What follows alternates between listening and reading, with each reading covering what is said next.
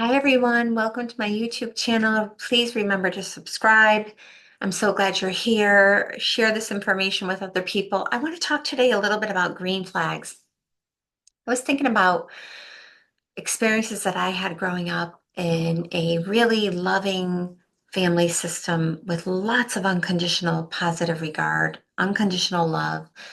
A lot of people think that victims and survivors must grow up in abusive homes, and that's not true.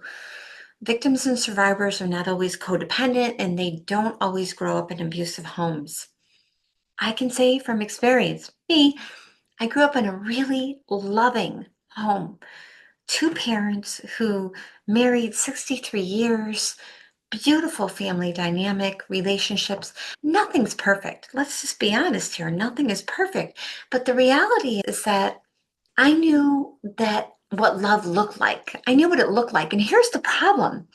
Is that I wasn't taught the red flags in an abusive relationship. I wasn't taught to look at these dynamics that maybe didn't occur in my own family system, but how could I be harmed outside of my family system? And really important conversations, right?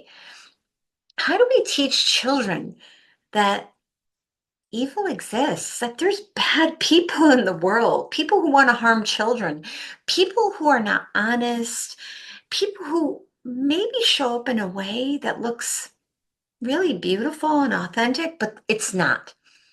And so going back to intuition disintegration, how do we help children feel in their body what they are feeling? Allow them the capacity to feel that, to know what that feels like, and to say something doesn't feel right. Whether it's with a parent or a neighbor or an uncle or an aunt, whatever it is, a teacher, a coach, allowing them to feel what doesn't feel right. For example, I grew up in a very loving family system, but when I met my ex, I didn't know what uncomfortable could feel like. I just wanted to embrace the good feelings instead of embracing what it could be that might be bad.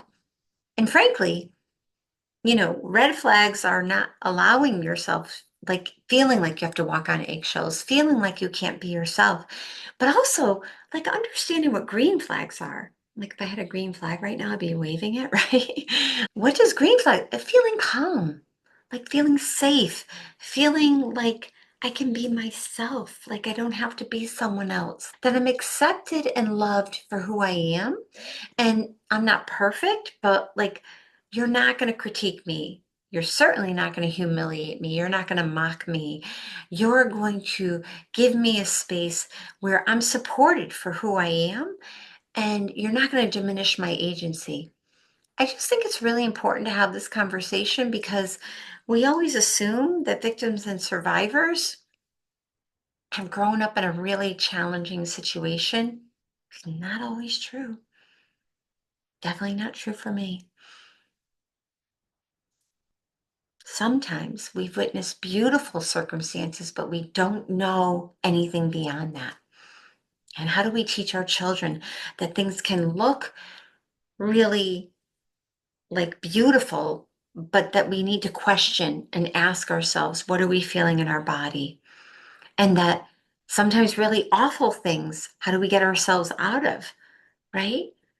We need to educate children on this experience, even though it feels like we're telling them something horrible. Better for them to know than not know. Listen, sometimes things aren't good. And if you don't feel that they're good in your body, time to run for the hills.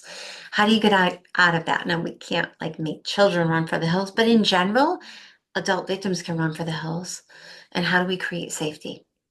So, hoping that helps.